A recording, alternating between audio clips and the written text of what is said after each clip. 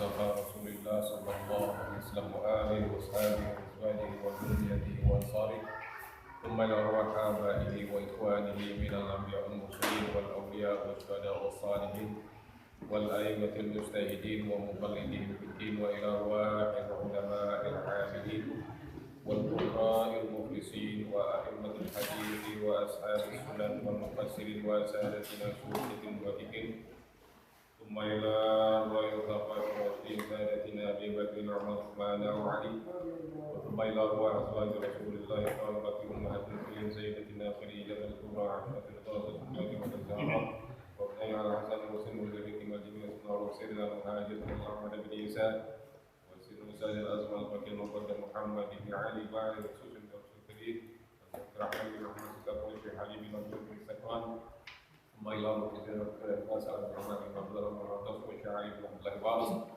ثم نروح الجنة في الرشاد وصديق القبلات عبد الله بن على الحداد الشيخ الأمين وشمال المغربي وشيخ الإسلام بن تشمير وصديق الأمي إلى حضرة مساعدنا أبي عبد الرحمن بن محمد بن عبد القادر السلام وكيل هجر الله الشافعي في أزمي وفي هجمة المنهج بالثبات ثم إلى حضرة مؤلف العقائد الدينية السيد عبد الرحمن بن سكاب بن حسين أسكاب ورسولهم وأمرهم الله يغفر لهم ويرحمهم ويعلي درجاتهم بالجنة ويعين علينا من بركاتهم وأسرارهم وأنوارهم وعلومهم في الدين والدنيا والآخرة. الفاتحة.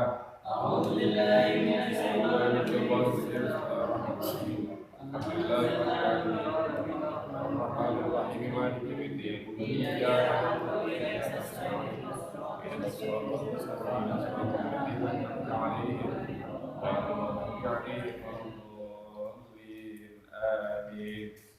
ثم إلى أرواح آبائنا وأمهاتنا وأجدادنا وجداتنا وأعمامنا وعماتنا وأخواننا وخالاتنا ومعلمين وشيخنا بالدين والدي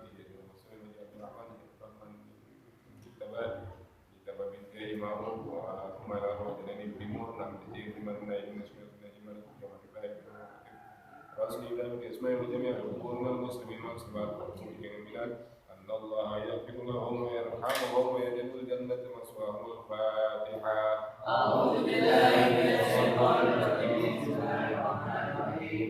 Alhamdulillahi rabbil alamin arrahmanir rahim. Iyyaka na'budu wa iyyaka nasta'in ihdinas siratal mustaqim siratal ladzina an'amta 'alaihim ghairil maghdubi 'alaihim waladdallin. Amin. Kita akan buka bacaan kita sekarang di Mahwal Iman. Kita sama-sama. Bismillahirrahmanirrahim. Bismillahirrahmanirrahim. Mahwal imanu. Mahwal imanu. Al-imanu huwa. Al-imanu huwa. An tu'mina. An tu'mina. Billahi. Billahi. Wa malaikatihi. Wa malaikatihi. Wa kutubihi. Wa kutubihi. Wa rusulihi. Wa rusulihi. Wa bil yaumil akhiri. Wa bil yaumil akhiri. Wa bil qadari. Wa bil qadari. Khairihi. Khairihi. Wa syarrihi. Wa syarrihi. Minallahi ta'ala. Minallahi ta'ala. Bismillahirrahmanirrahim. Alhamdulillah rabbil alamin wassalatu wassalamu ala asyrofil mursalin sayyidina Muhammadin wa ala alihi wa sahbihi ajma'in. Qala Syekhul Mu'allif rahimahullahu ta'ala wa dama nafa bihi wa bi barakati ulumi wa bikum fid dharain amin. Radhiyallahu anhum. Rabbi shrah li sadri wa yassir li amri wa hlul 'uqdatam min lisani yafqahu qawli. Yang lalu sudah kita bahas tentang Islam.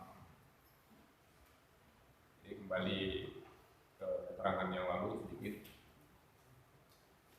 Setiap agama pasti punya dasar. Tapi dasar yang dimiliki umat Islam adalah dasar-dasar yang diperoleh dari Allah melalui Jibril kepada Rasulullah. Ya, jadi bukan buatan manusia, bukan susunan dari manusia.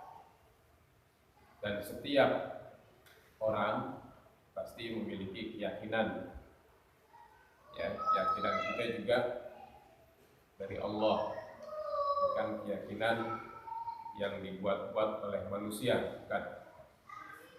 Karena kalau kita lihat sejarah manusia, mulai dari sejak manusia pertama Nabi Adam, keyakinan sama dengan yang kita yakini sekarang, ya.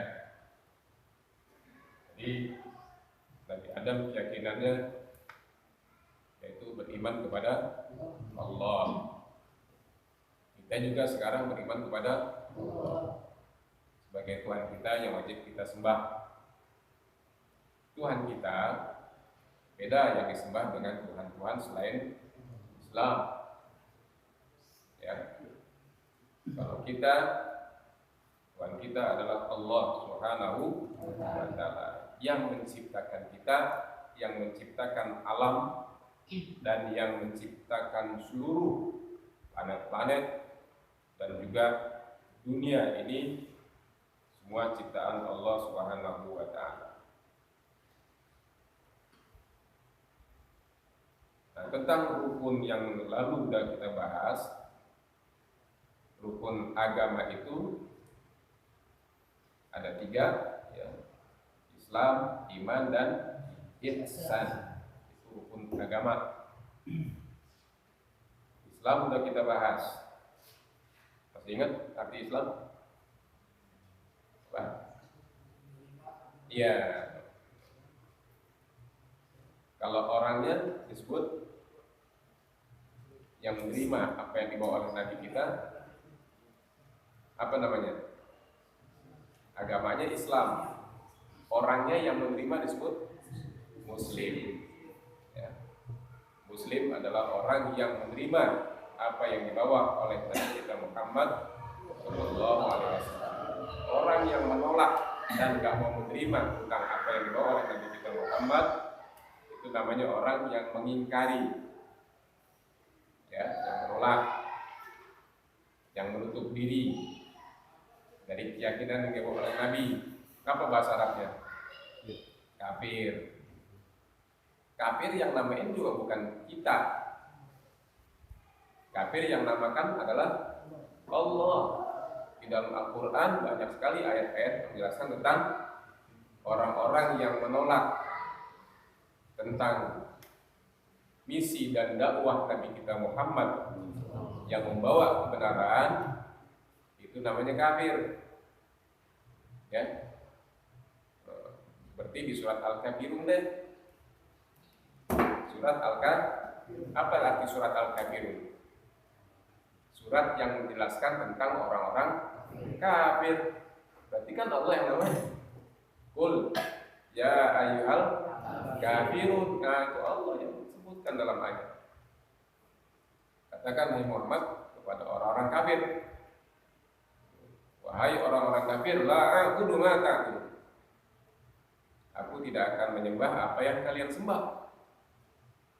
Wala antum 'abiduna ma a'bud, dan kalian juga tentu nggak mau menyembah apa yang aku sembah. Ini ayat turun berkaitan dengan adanya misi dari orang-orang kafir Quraisy saat itu. Sedikit bahas ini ya. Ingin mengadakan toleransi dalam agama. Jadi toleransi udah ada tuh di zaman Nabi.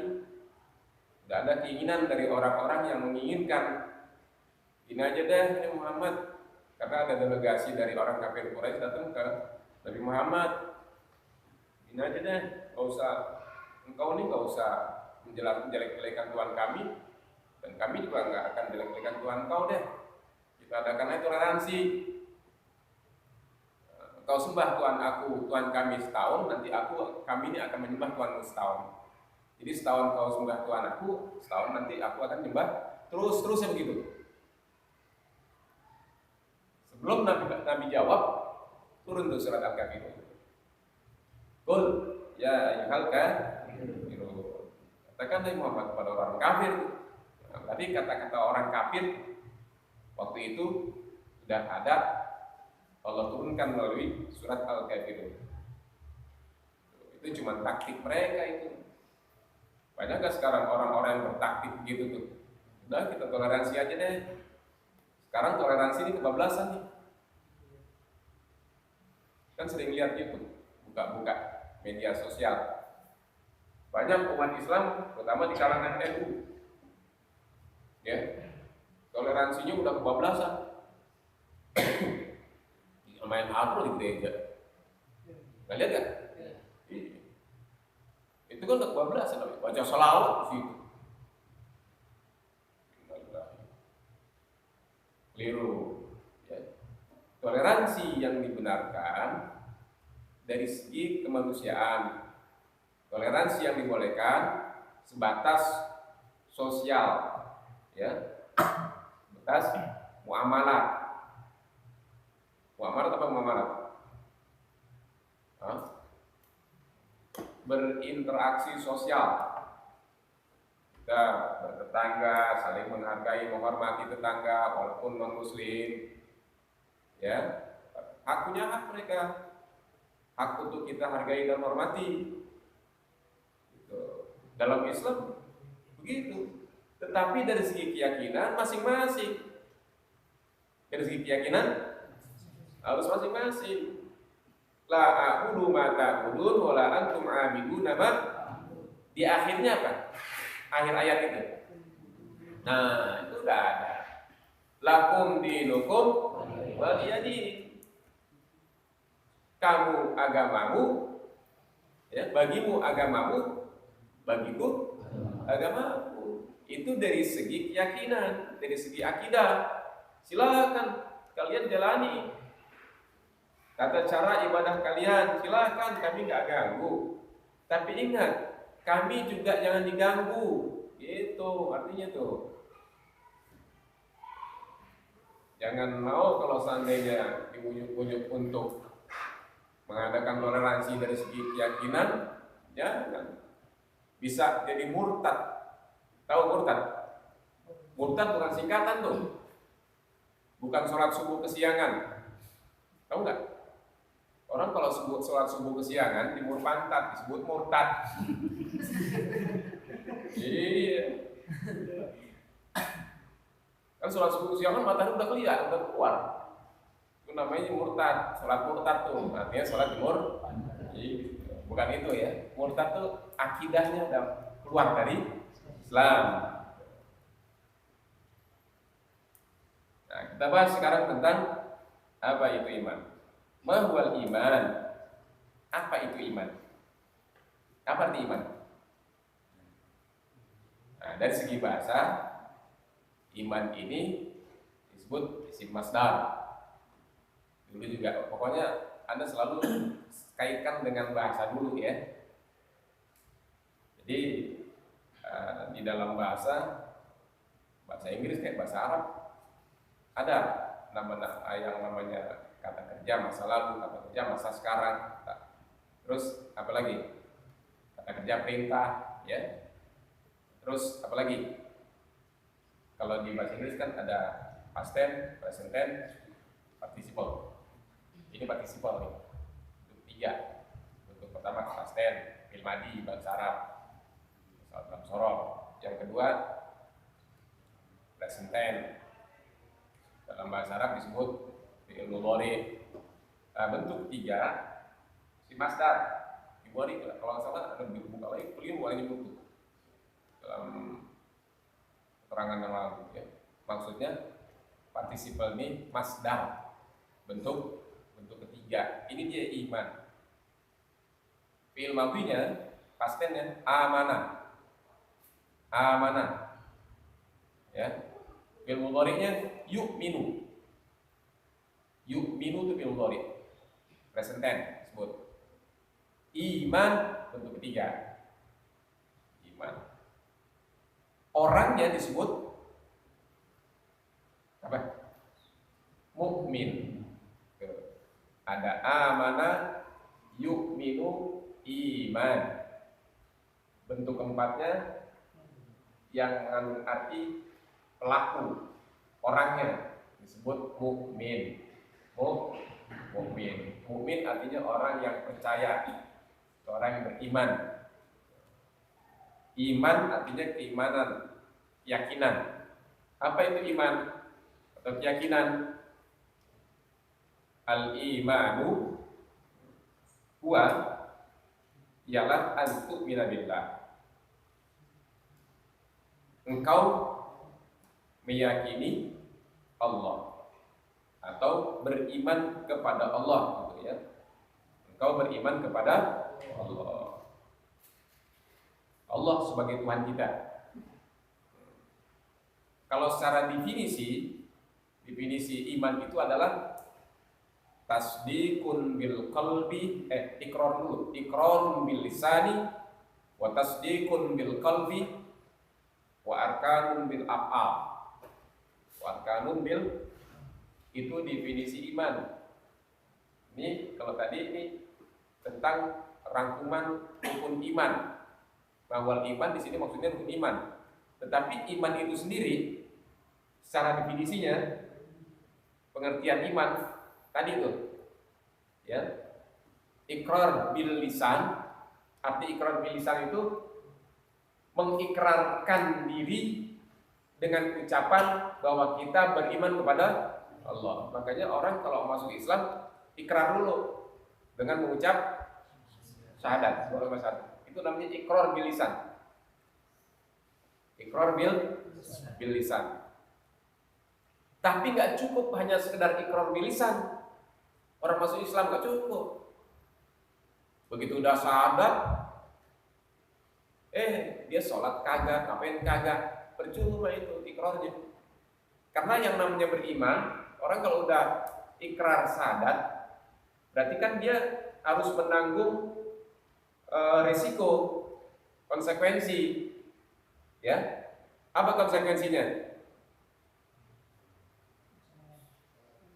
Kalau dia percaya kepada Allah, beriman dengan keyakinan yang benar, yang teguh, ya, dia udah mengucap 2 kalimat syahadat, konsekuensinya dia harus menjalankan apa yang ditetapkan Allah, gitu maksudnya. Harus menjalankan apa yang ditetapkan oleh Allah. Orang ini pengertian masalah ikrar dulu. Udah jadi bahasa Indonesia nih ikrar. Bahasa Arab itu. Kalau Indonesia punya bahasa apa sih? Karena rata-rata kebanyakan bahasa Arab, bahasa Inggris ya Indonesia ya. Bahasa Belanda, bahasa Cina, masuk bahasa Indonesia. Seperti ikrar. Apa ikrar sebetulnya bahasa Indonesia? Apa ikrar? Janji ya, menyatakan diri ya, bahasa Indonesia ya. Tapi ikrar itu sendiri udah jadi bahasa Indonesia. Ikrar. Orang berikrar berarti orang berjanji, menyatakan diri, gitu. Dia siap menanggung konsekuensi ketika dia berikrar, ya kan? Saya bersaksi bahwa tidak ada Tuhan yang berhak disembah kecuali Allah. Dan saya bersaksi bahwa Nabi Muhammad utusan Allah. Itu artinya nggak cuma sekedar ikrar bil lisan, tapi dia harus menanggung konsekuensi. Dia harus menjalankan apa yang ditetapkan Allah dan Rasulnya, gitu sebetulnya. Kalau dia sebagai orang beriman dia nggak menjalankan apa yang ditetapkan Allah, nggak ada artinya berikrar. Inti pernah nggak semua nih berikrar 2 kalimat syahadat? Pernah belum? Dari mulai sejak lahir sampai sekarang. Islam bukan, mukmin bukan. Ayo. Tapi pernahkah berikrar? Makanya ada orang, para ulama tauhid, ikrar itu harus dilakukan. Tetapi secara garis besar, kita ini belajar tauhid itu wajib. Belajar tauhid, makanya belajar tauhid hukumnya wajib. Wajib itu bukan wajib kifayah, tapi wajib ain, fardu ain. Fardu Ain. Awwal wajibin 'alal insani ma'rifatul ilahi bistiqani. Itu kalimat syair dari Syekh Ibnu Ruslan dalam kitab Zubat. Yang pertama kali, kewajiban yang pertama kali dilakukan oleh orang yang beriman, oleh seorang muslim, apa ini? Oleh seorang manusia, ma'rifatul ilahi bil bistiqani. Kenal Allah dulu dengan yakin. Kenal Allah. Nah, kita udah kenal Allah belum? Udah kenal Allah belum? Hah? Kenal, tapi kenalnya baru dengan ilmu yakin. Ilmu yakin namanya. Dan kita baru pelajari ini sekarang. Walaupun kita mungkin udah pernah belajar yang besar ya, pengajian pernah. Tapi secara detail kita harus pelajari karena ini kewajiban. Fardu ain hukumnya. Kalau fardu ain, kewajiban individu. Wajib setiap orang belajar tauhid. Dia kagak belajar di dosa. Itu belajar tauhid. Beda dengan ilmu yang lain. Ilmu yang lain mau dibayar. Tapi kalau kalau tauhid wajib ain atau fardu ain. Kita nggak belajar tauhid, dosa. Karena apa? Karena untuk meningkatkan keyakinan dan mengislamkan orang Islam. Dari sini mengislamkan orang Islam, mengimankan orang yang beriman. Kita kan rata-rata orang Muslim dan orang mukmin gitu. Tetapi kan secara langsung untuk berikrar belum pernah. Kalau orang yang masuk Islam, di luar Islam masuk Islam belum tahuan 2 kali besar dibaca. Nah kita, nah, makanya ada yang mengatakan kita setiap sholat baca syahadat berapa kali? Syahadat berapa kali? Dalam sholat 2 kali, kecuali subuh. Ya, berapa kali itu? 9. Kan tahiyat ada kalimat syahadat kan? Ya kan? Berarti yang 4 2 kali tahiyat kali 4 8. Subuh 1. 9 kali kita baca 2 kalimat syahadat. Berikrar di situ. Orang yang kagak pernah sholat, kagak pernah syahadat. Syahadat kan? Kagak pernah sholat. Jadi gimana dengan syahadat?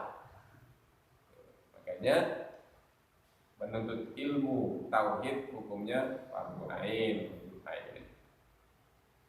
Lagi dikit masalah tadi ikrar. Ikrar bil lisan. Ya. Ikrarun bil lisan. Tasdiqun bil qalbi. Tasdiqun bil qalbi. Membenarkan dengan hati. Jadi ikrar aja belum cukup kalau hati belum seiring, sejalan dengan ucapan. Gitu.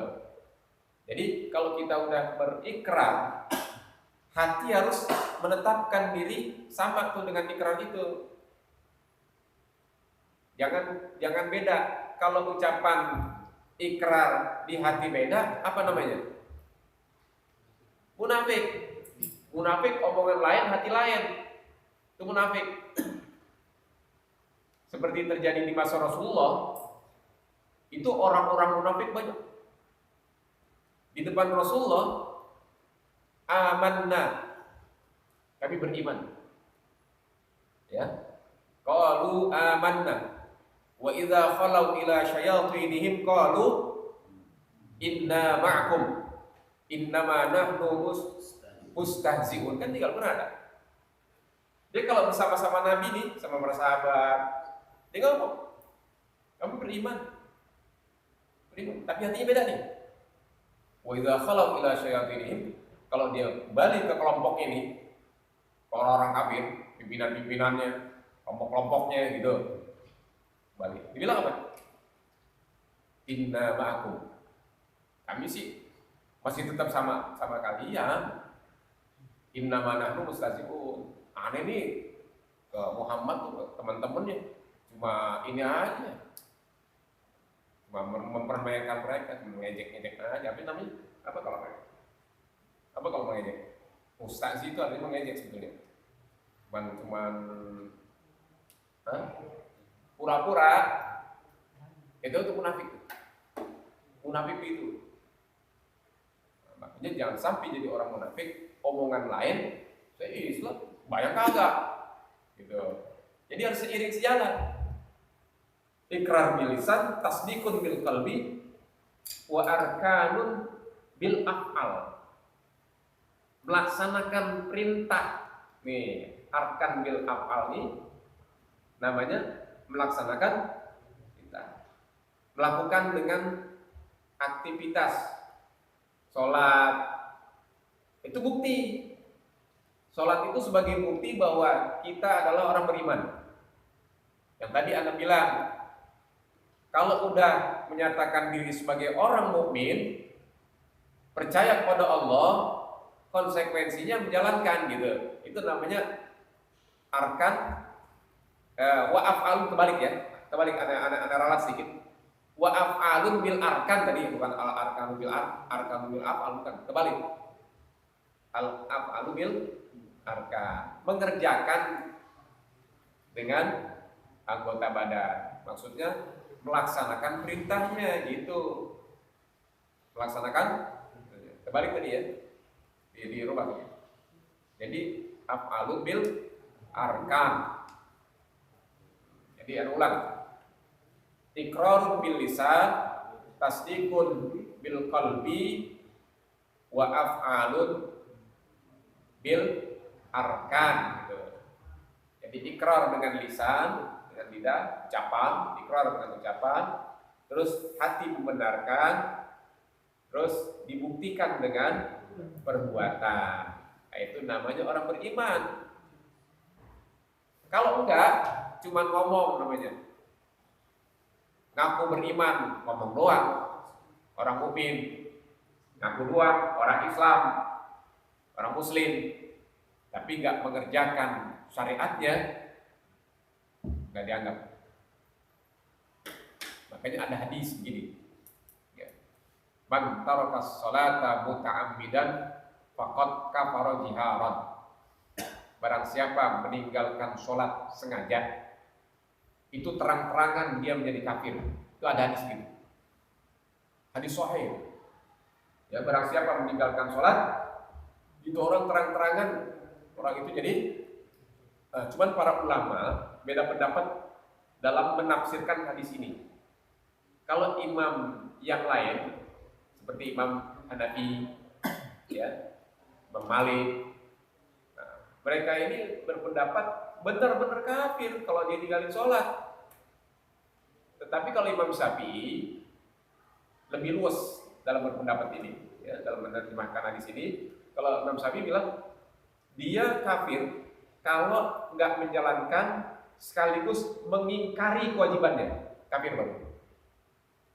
Kalau cuma meninggalkan tetapi masih merasa kewajibannya, itu belum kafir, masih status fasik disebut.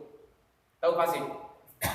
Fasik itu orang yang durhaka kepada Allah, meninggalin kewajibannya. Itu fasik menurut Imam Syafi'i, belum dianggap kafir. Tetapi kalau dia meninggalkan kewajibannya, meninggalkan sholat, di hatinya mengingkari, ya, sholat berapa sholat? Itu orang begitu harus ditakdir, kasih tahu, ditegur. Maka dalam hukum Islam kalau ditegur kagak mau juga cambuk. Tapi begitu, suruh balik, suruh ucapkan tuh kata-kata itu, supaya jangan tarik, jangan sampai dia ucapkan kata-kata itu dan syahadat lagi. Saya murtad, berat. Nah, jadi karena itu masalah sholat itu adalah sholat bagian daripada wujud keimanan seseorang. Kalau lihat tadi itu ya. Balik ke kitab. Jadi iman yang dimaksud di sini yang merupakan rukun-rukun iman. Kalau tadi pengertian tentang iman, tadi pengertian tentang iman atau definisi tentang iman tadi, yang iqrarun bil lisan, tasdiqun bil qalbi, wa af'alun bil arkan. Nah, sekarang iman yang dimaksud dalam kitab ini ialah engkau beriman kepada Allah yang pertama. Seperti yang tadi Anda bilang, nggak cukup beriman kepada Allah cuma menyatakan diri bahwa dirinya beriman, nggak cukup. Dia harus menjalankan syariat. Itu satu konsekuensi sebagai orang beriman. Nanti dibahas di belakangku tentang percaya atau beriman kepada Allah apa aja seharusnya dan bagian-bagian iman itu apa aja, dan apa yang berkaitan dengan Allah itu apa aja. Nah, sifat, ya, sifat-sifatnya harus kita yakini, nanti di belakang bahas. Nah, selain kita beriman kepada Allah, nah, dengan keyakinan tadi kita harus juga mengerti tentang dalil. Apa dalil? Petunjuk, bukti, itu dalil.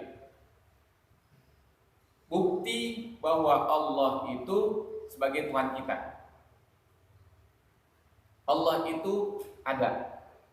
Kita harus bisa berargumentasi dengan dalil atau bukti. Kalau bukti melalui Al-Quran disebut dalil nakli, ya, itu disebut dalil nakli, bukti dari Al-Quran, ada buktinya.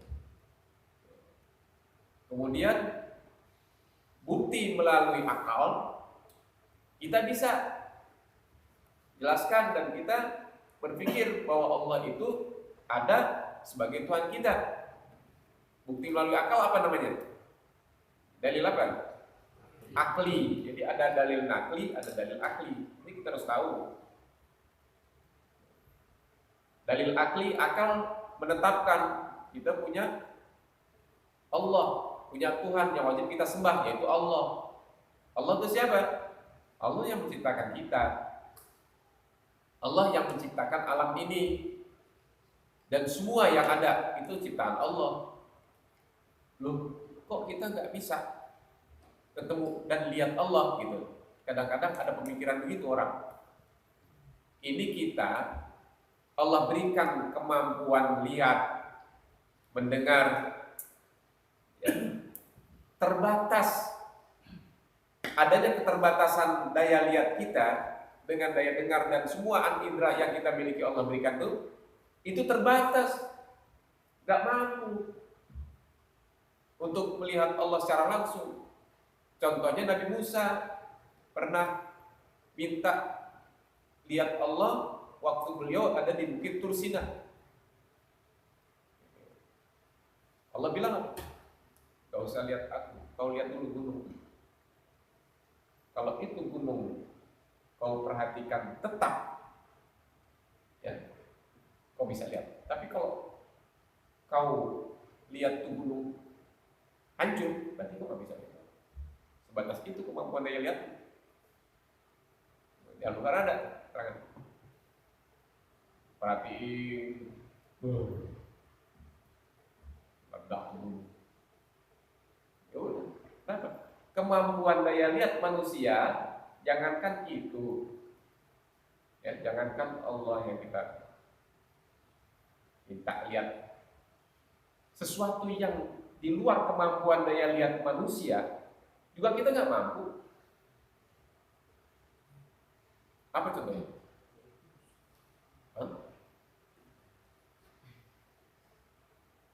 Sinar umpamanya jam ribuan sinar atau matahari terpandang, bisa lihat?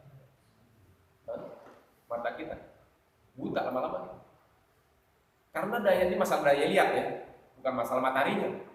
Masalah daya lihat dan sesuatu yang Allah berikan kepada hambanya itu begitu sedikit. Ketika ada penghalang, kita nggak bisa lihat yang dibalik penghalang itu. Bisa nggak? Nggak bisa. Berarti terbatas, nggak bisa tembus. Kalau daya lihat Allah kan beda. Jangankan sesuatu, dijelaskan dalam sebuah ilmu kitab tauhid itu berdasarkan hadis Nabi, Allah bisa melihat semut hitam di tempat yang gelap gulita yang berada di batu hitam, kelihatan. Jangankan sesuatu yang kelihatan, yang nggak kelihatan sama kita, kelihatan sama Allah. Sampai-sampai suara yang kita ucapkan kelihatan itu suara. Berarti kan di luar, ya. Di luar apa? Di luar batas. Tetapi kalau manusia sebagai hambanya terbatas. Jangan berangan-angan bisa melihat sesuatu yang daya lihat kita ini punya keterbatasan. Gak usah dipikirin berarti gitu maksudnya. Paham ya? Gak usah dipikirin. Kalau nggak mampu, kita nggak bisa lihat udara, oksigen. Kenapa dipikirin? Sampai kapanpun kita nggak bisa lihat oksigen. Bisa nggak? Ada nggak oksigen? Hah? Ada. Siapa bilang nggak ada? Kalau nggak ada mati. Tapi kita nggak bisa lihat oksigen. Biar gimana kok pakai alat apa kelihatan nggak oksigen? Nah, nggak bisa. Sesuatu yang ada belum tentu bisa dilihat. Sesuatu yang ada belum tentu bisa dilihat. Tapi ada. Kenapa? Karena kemampuan daya lihat kita sebagai manusia terbatas gitu. Apalagi Allah dari luar kemampuan manusia. Nanti kita harus pikirin tentang sesuatu yang kita bisa lihat. Yang dituntut oleh ilmu tauhid, oleh agama adalah oleh ilmu tauhid ini keyakinan kita bahwa kita percaya keberadaannya gitu. Kita wajib percaya tentang keberadaan Allah. Wujud itu namanya. Sifat Allah wujud. Nggak mungkin kalau nggak ada dirinya kita ada nih buktinya. Manusia ada, hewan ada, tumbuhan ada, planet semua ada. Siapa yang bikin? Hah? Apa tercipta sendiri? Mungkin nggak? Nggak mungkin tercipta sendiri. Oh, secara alami itu namanya terwujud sendiri karena sifat alamiahnya. Dia sifat alamiah siapa yang ciptain? Ada sang pencipta. Ada sang pencipta. Nggak mungkin ada sesuatu nggak ada yang ciptain. Waktu cepat amat.